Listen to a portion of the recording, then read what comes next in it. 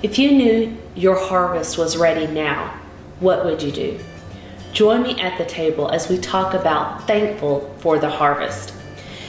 I was listening to someone testify the other day about how they're going into they're in high school and they are taking this agricultural class, and their teacher was talking to them about this, and they said this, and it really resonated with me. And I never thought of it. I mean, it was obvious, but I never thought about it. I just oh yeah.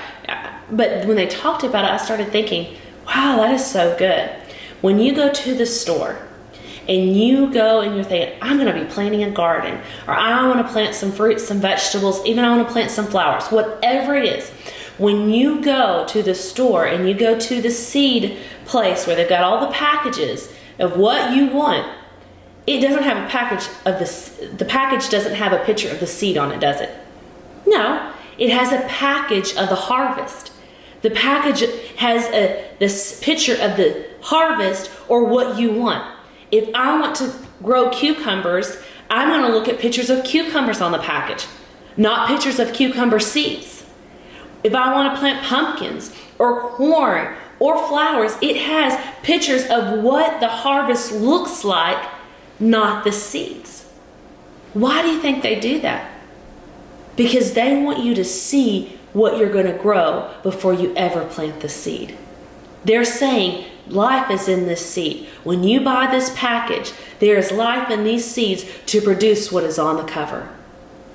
What does that sound like? Hebrews 11:1.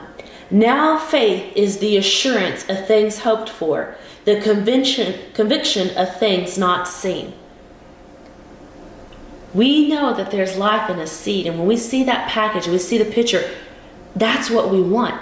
That's why we buy the package. That's why we plant the seeds, to get the harvest. When you go and buy those seeds, there's a thanksgiving in your heart that this is what I'm going to get. There's an expectation. That's what faith is. God's word tells us what the harvest is going to look like, what the promises are going to be. And then says, plant the seeds. What are the seeds? Our words. Our words are seed. When we plant those, it will produce the God life. And I thought that was so wonderful to hear. Even though you just said, they're well, duh, Whitney, we all know that. But think of it differently now. When you go, you're excited about buying those. I'm going to have this kind of harvest. God is saying, I want you to have the God kind of life harvest. But you're going to have to plant the seeds, because you can't reap something that you don't sow. You've got to be willing to sow in order to reap. You have to be thankful for the harvest while the seed is still in the ground. You pull the seed, you stop the harvest. So be thankful. If I went out there and I planted all those flowers, or I planted all the corn, and I started seeing it sprout up and said, I don't want them, and I go up there and I dig all of them up, the life stops. Because I picked it up. It's not going to produce now. I wasn't thankful for the harvest.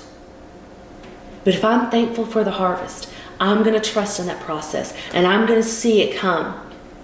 Just as we've been reading in Mark, it's going to come up, and it's going to continue to grow, and it's going to bear fruit. It's going to bear the vegetables. It's going to bear the flowers.